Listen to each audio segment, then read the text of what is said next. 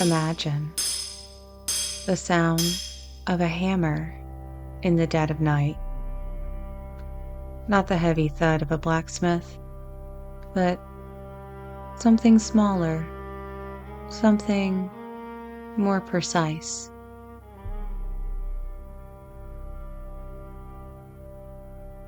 What if the thing that you considered to be a symbol of luck is actually a manifestation of greed? What if that flash of green in your periphery isn't a whimsical spirit, but instead it's a territorial ancient, and it's guarding a hoard of shimmering gold with a malice that predates the arrival of man on the Emerald Isle?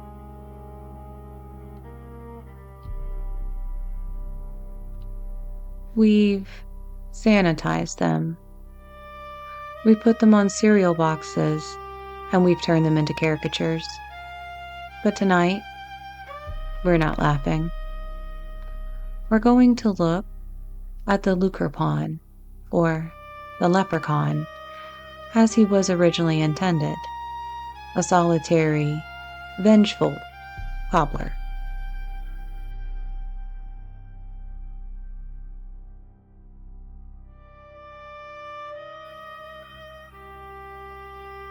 In the oldest whispers of Irish folklore, the leprechaun was never your friend.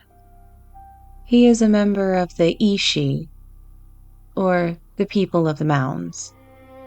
But even among the fairies, he is an outcast.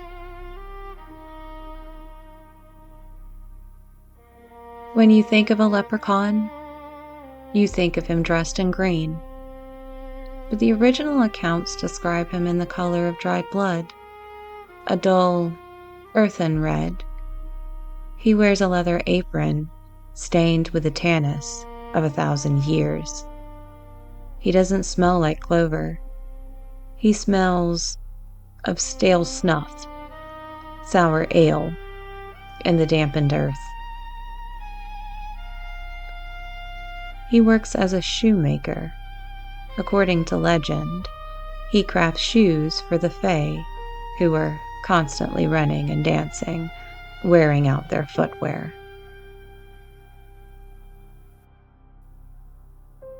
And then there is the gold. We're told it's kept at the end of a rainbow, an impossibility that's used as bait.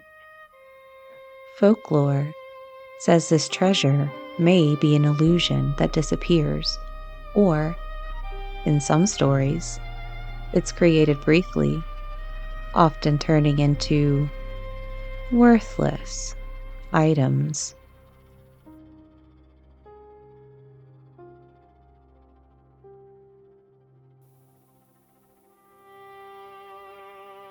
If you find yourself standing over a captured leprechaun, you've already lost. The folklore isn't a guide on how to get rich. It's a warning of mischievous tricksters. Take the story of the Field of Thistles. A man captures a leprechaun and forces him to reveal which plant hides the gold. The man ties a red garter to the thistle to mark the spot, and then runs to get a shovel. When he returns, mere seconds later, every single thistle in the massive field is tied with an identical red garter. They enjoy toying with your mind. They force you to witness the impossible until you can no longer trust your own eyes. In the dark silence of the Irish countryside, to lose your mind was to lose your life.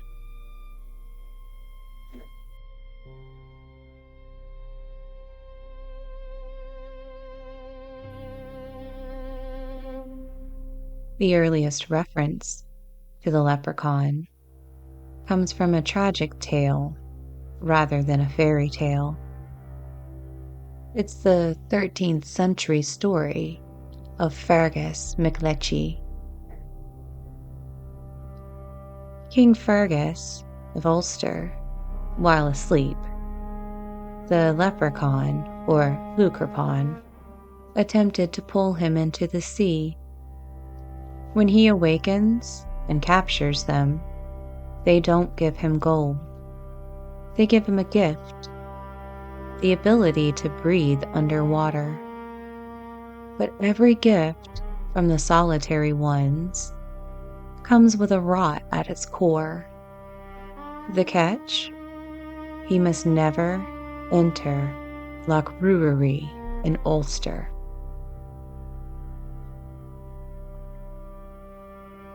The leprechaun knows the human heart. He knows that telling a man no is the surest way to make him say yes. Eventually, Fergus's ego forces him into the forbidden water. He encounters a sea monster, and while he does kill the beast, the sheer terror of the encounter twists his face into a permanent mask of horror. He meets his end shortly after, his royalty stripped by his own greed for the forbidden.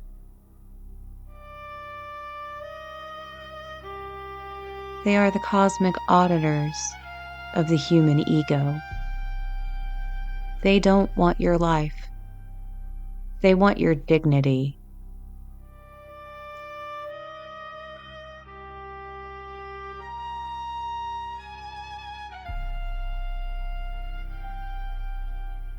Why did we create such a creature as the leprechaun? Perhaps the answer lies in the rugged Irish landscape. He lives in raths, the ancient ring forts. Even today, Irish motorways have been diverted because workers have refused to destroy a fairy bush. It isn't superstition. It is a deep-seated ancestral memory of a neighbor who doesn't play by our rules.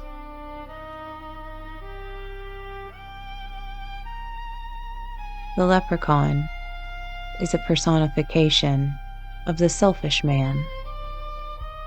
In a communal society, the person who hoards, who works alone and hides his wealth while his neighbors starve, was the greatest threat to the village.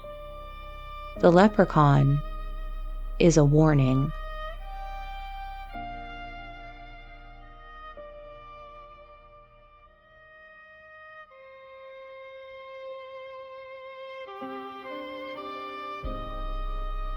We like to think we buried him. We like to think he's just a mascot. But the leprechaun has simply shifted from the ring fort to symbolize the enduring attraction of clever deceit.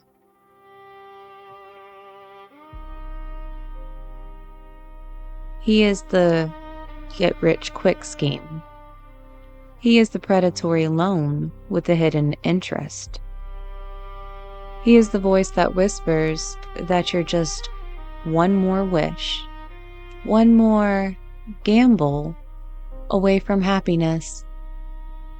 He is the archetype of the almost.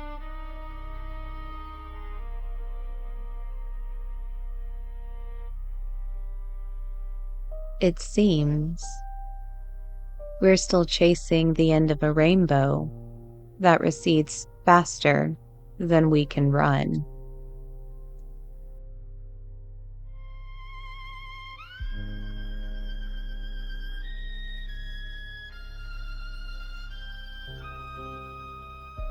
Before you go tonight, take a moment to listen to the corners of your room. If you hear a faint, rhythmic tapping behind the walls, don't go looking for gold. Because the leprechaun doesn't just mend shoes. He waits for the moment you're greedy enough to let him in. And once you've made your wish, he'll be the one who decides when your time is up. Sleep well, if you can.